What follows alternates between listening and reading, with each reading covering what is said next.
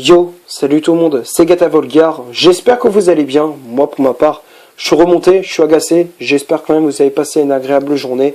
Aujourd'hui on se retrouve pour le débrief du match Stade Rennais Paris Saint-Germain, match compté pour la 9e journée de Ligue 1 Uber Eats. Défaite des Parisiens 2-0 au Roison Park, l'ouverture du score à la 45e minute de jeu signé Gaëtan Laborde. Et à la 46e, dès l'entame de la deuxième période, Flavien Tête inscrit le deuxième but rennais et avec ce résultat, le PSG concède sa première défaite de la saison. Alors même si les hommes de Pochettino sont toujours premiers, avec 24 points au compteur, 6 points d'avance sur Lens deuxième, 8 points d'avance sur Nice troisième. C'est un revers qui fait chier. C'est sincèrement, je suis désolé si je suis grossier, mais c'est une défaite qui fait chier, qui est emmerdante. En gros, ce qui me gêne, c'est pas la défaite.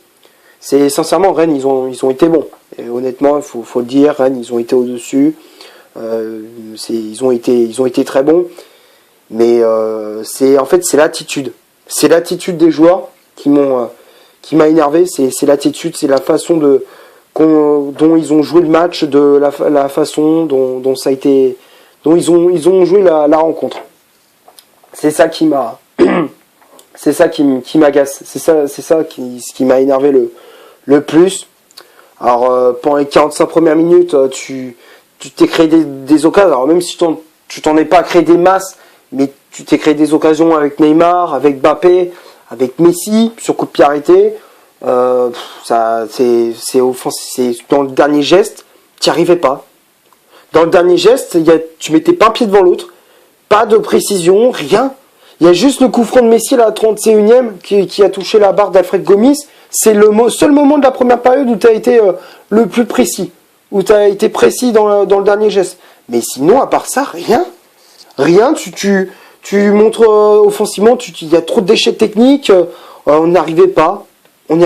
Et puis derrière, tu t'encaisses le premier but à la 45e. Trop de passité, on laissait trop d'espace dans la défense, dans la surface de réparation du PSG, enfin dans la défense, surface de réparation parisienne, on laissait trop d'espace. Il y avait trop d'espace, il y avait pas de communication, on avait l'impression il y avait pas de communication sur le but. Nuno Mendes sur le but de Laborde, Nuno Mendes il est en retard, il est clairement en retard. Là normalement il doit anticiper, il sait que ça va arriver dans son dos et tout, il doit anticiper. Là non, s'il attend le dernier moment pour intervenir, mais c'est trop tard. Le centre de Souleymana il est parfait et derrière Gaëtan Laborde qui reprend ce ballon au second poteau, c'est une reprise de volée, puis Donnarumma est battu. 1-0 pour les Rennais. Tu te dis, bon, même moi je me suis dit, bon, on s'encaisse ce but, ça fait chier, mais je me dis, Pochettino il va peut-être faire quelque chose, mais non, au final, rien du tout. Sur l'engagement, parce que c'est sur l'engagement tu prends le deuxième.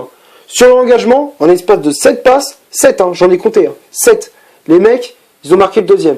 En 7 passes, ils ont mis le deuxième. Je sais pas, je sais pas à quoi tu pensais à ce moment-là, t'es là, t'es spectateur.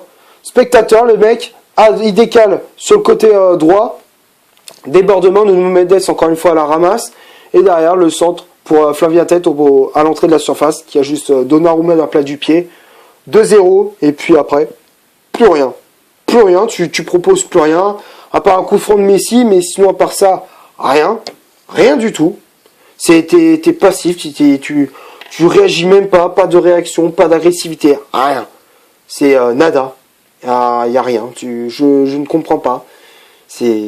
J'espère. Alors là, c'est la trêve internationale et tout, mais j'espère que ça va. Comment dire? J'espère que dès le retour, lorsqu'on va revenir à la normale après la trêve internationale, j'espère qu'on va de nouveau gagner des matchs. Et il faudra se retrousser les manches et remettre les mains dans le cambouis, parce que ça, c'est pas du tout, c'est pas normal de proposer ce genre de performance.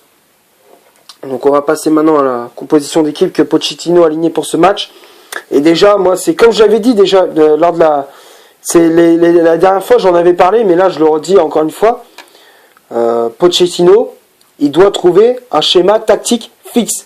Il doit choisir un schéma tactique. Il peut pas tout le temps, il peut pas continuer à tout le temps alterner les schémas tactiques. Contre Manchester City, la semaine dernière, il jouait en 4-3-3. Là, contre Rennes, ils jouent en 4-2-3-1. Et tu vois que le milieu de terrain était complètement déséquilibré. Il n'y avait pas un équilibre, c'était pas équilibré. Donc 4-2-3 avec Donnarumma dans les buts, charnière centrale, Marquinhos Kimpembe, Marquinhos qui avait le brassard de capitaine, les latéraux, Hakimi à droite, Nuno Mendes à gauche, le milieu de terrain, Gay et Verratti devant la défense, Messi en numéro 10, Di Maria milieu latéral droit, Neymar milieu latéral gauche, et à la pointe de l'attaque des Parisiens, c'était Kylian Mbappé. Donc voilà, donc ça c'est de le 11 de départ, mais comme je disais, je comprends pas pourquoi il garde il met ce 4-2-3. Alors même si tu te dis c'est la Ligue 1, c'est machin et tout, mais quand même, trouve un schéma tactique fixe. Fais-toi un 11 de départ fixe. Tu dois te dire, c'est ce 11 de départ à chaque match. Est-ce que les joueurs, ils ont pas d'automatisme? Ils ont pas d'automatisme. Un coup, tu joues en 4-4-2 losange, un coup, tu joues en 4-3-3, un coup, tu joues en 4-2-3-1. Les joueurs, ils ont pas d'automatisme. C'est ce que je disais. C'est ce que je disais lors des derniers matchs. Il n'y a pas de schéma tactique fixe. Et c'est ça le problème. C'est ça le problème. Et après, il y a les remplaçants qui étaient entrés en jeu. Après, il y avait, donc comme je disais, il y avait Wijnaldum qui était entré en jeu à la place de Verratti. Herrera à la place de Gay et Mauro Icardi à la place de Neymar. Mais de toute façon, ça n'a rien changé. Les remplaçants, ils ont pas du tout changé la physionomie de cette rencontre. Ça a rien donné, quoi. Les remplaçants, nada. Que dalle. Donc on va passer maintenant aux statistiques de cette vidéo. On va commencer par les Rennais. 33% de possession de balle, 4 corners, 9 tirs au total, donc 4 tirs cadrés, 2 positions de hors-jeu. Et côté parisien, 67% de possession de balle, 4 corners. Et attention, là je vais parler des tirs.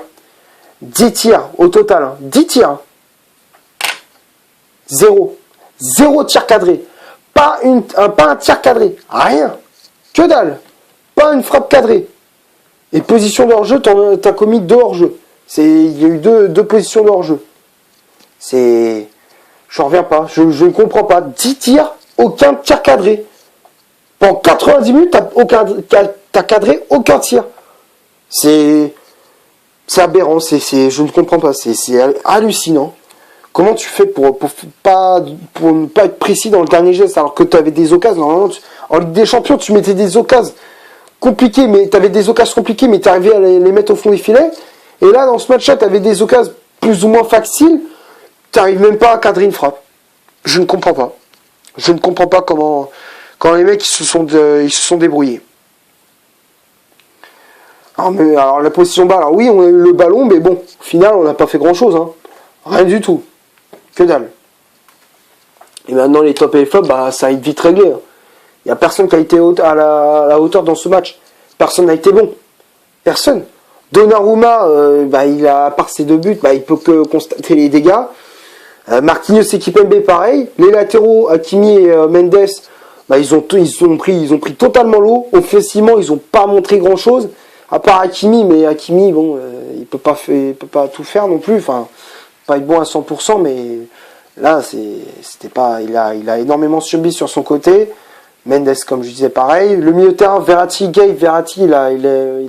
même si il a fait 2-3 bonnes choses, mais il a récupéré des ballons et tout, mais c'était compliqué aussi. Hein. Gay, pareil, il a été en dessous par rapport au match qu'il avait fait contre Manchester City. Il a été très bon. Là, contre Rennes, décevant. Et là, le quatuor d'attaque, Messi, Di Maria, Neymar, Mbappé. Di Maria, décevant. Au début, ça allait, mais après, il s'est éteint.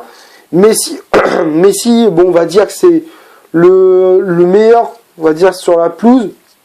C'est lui qui s'est créé les plus grosses occasions de Paris. Enfin, c'est lui qui a été plus précis dans le dernier geste. Mais sinon, à part ça, pas grand-chose.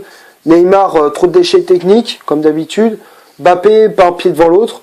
Mbappé, pas un pied devant l'autre. Hein. Pourtant, on disait, même s'il était technique, machin, mais devant le but, il mettait pas un pied devant l'autre.